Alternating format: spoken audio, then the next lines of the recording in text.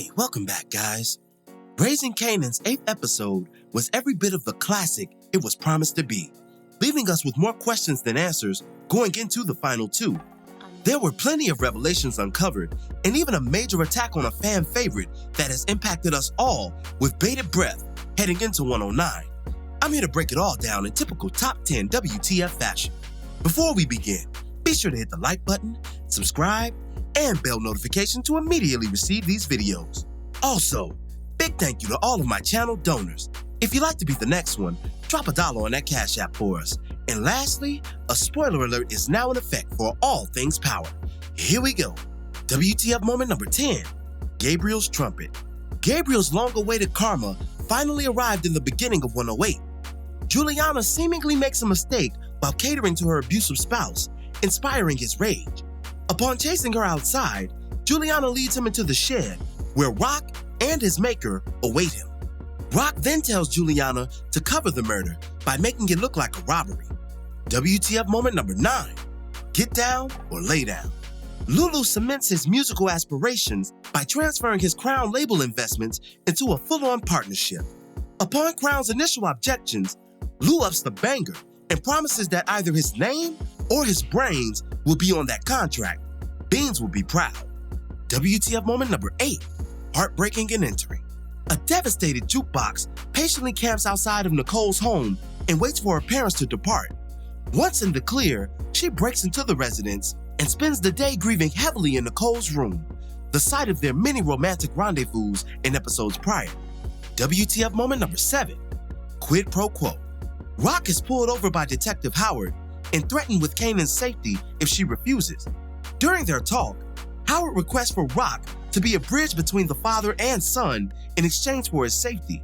He also threatens to expose her relationship to the law enforcer if she doesn't play nice, destroying her street credibility. This conversation also reveals some interesting backstory for our characters, including DEFCON's true nature as a closeted gay man and Howard's own Kells-like leanings in impregnating a high school girl. Talk about a series of mindfucks. WTF moment number 6, A Smack of Truth. Following Rock's run-in with Howard, she vigorously confronts Kanan about his current and arguably most critical misstep. Kay admits to him and Marvin's highway scheme, which leads to another round of previously unknown storylines, including Marvin's former life as a junkie, which landed him in prison. Kanan's rebuttal to his mother's wrath lands him a long-awaited smack to the face, and another revelation, the truth about D-Wiz's murder.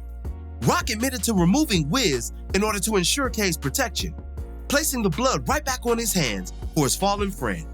WTF moment number 5, Banishment. Rock confronts Marvin regarding the Blue Caps fiasco and Kanan's potential exposure. She rebukes her brother's explanations and subsequently exiles him from the business and family by extension. WTF moment number 4, Cause of Death. Nicole's father discovers a shattered jukebox in his home, having already contacted the police. Unlike his wife, the patriarch expresses sympathy for his daughter's lover through his eyes, tone, and demeanor.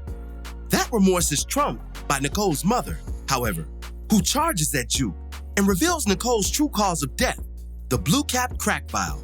She deems Juke her daughter's real killer and has her arrested shortly thereafter. WTF moment number 3, Lover in the Wind.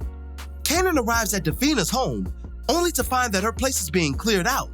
Then, it's revealed that her mother died and she and her sister will likely be in foster care. This event, though hurtful on the surface, just might be Davina's lifeline. Her betrayal of Kanan is still unknown, and distance will be her greatest asset once that piece of truth is uncovered. WTF moment number 2, Entrapment. Marvin lets off some steam on Tony's cheeks in the aftermath of his banishment. Then, he demands payment from Tony for prior business, which she stresses for him to explicitly outline. Marvin wisely catches on to her scheme and exits stage left. And it's good that he did, because Tony is caught up with 12 and hoped to expose Marvin's criminal activity to cover her own ass. Should have been more discreet though, because Symphony's not letting that get past Rock, and Tony just volunteered to be the Queen Pin's second body. And WTF moment number 1, A Message in Flames.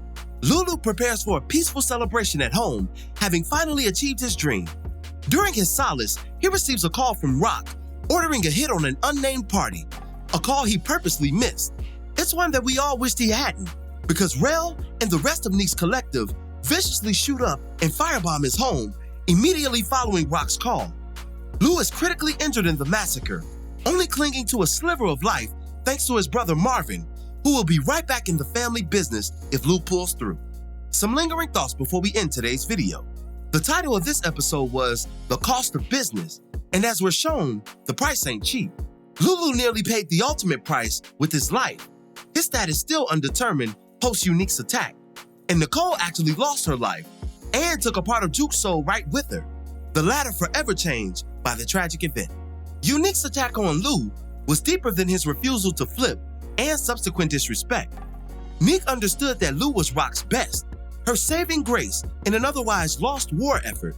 In chess parlance, it's advantageous to rid your opponent of their most powerful piece, i.e. the queen. This maneuver severely limits them for the remainder of the game and leaves the king in an extremely vulnerable position.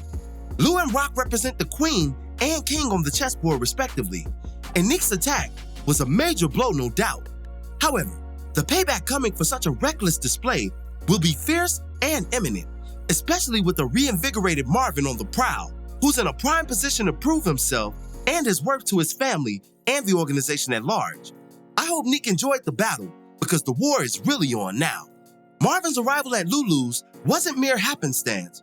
Remember, Rock ordered him to drop his remaining work at Lou's during her final confrontation and subsequent exile of her older brother. Thank God Marvin showed up when he did. He might have been the difference between Lou's possible life or certain death, something that Malcolm Mays nearly gave us a heart attack over during the midnight premiere. I think Lou makes it though. Surviving fires is a Thomas mainstay. Just ask an adult Kanan after Ghost's attempted murder of him by fire back in book 1. Kanan should have known what time it was when Rock called out his full name prior to their dispute. You know you got something coming when your mama hits you with that middle name. It's a Black American sign of, I just fucked up for real. And Kanan got every bit of what his actions had been warranting all season, courtesy of Rock's open palm. When Marvin spoke of his imprisonment back in 105, he declared that he was set up. I wonder if Rock had something to do with that. If he really was strung out, then that would have made him a liability to the organization he once ran, and motivated those around him to temporarily have him removed for the sake of the family business. Let me know what y'all make of this. Anyone else wondering why Lulu stole Unique's jacket from the back of his car? What significance might it play later, considering the episode's conclusion? Perhaps an infiltration attempt to come? I guess we'll see. Jukebox still hasn't opened Nicole's letter from 107, and I don't blame her. That's going to be an overwhelming moment for her, knowing that she'll never get the chance to respond in this life. It also might be coupled with additional pain if Marvin finds it first, exposing his daughter's true sexuality and pending dismissal from her home. I'm really dreading that event, but it's coming. While we're on Juke, her release from police custody, courtesy of Howard, will come at a cost, and I'm betting that Burke will be the debt collector.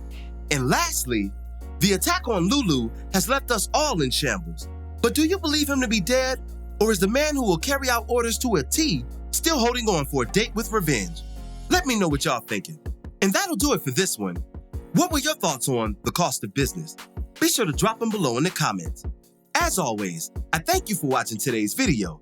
If you liked today's video, go ahead and drop $1 on that Cash App for us, hit the like button, share it with your friends who are Power fans, and subscribe for more content such as this.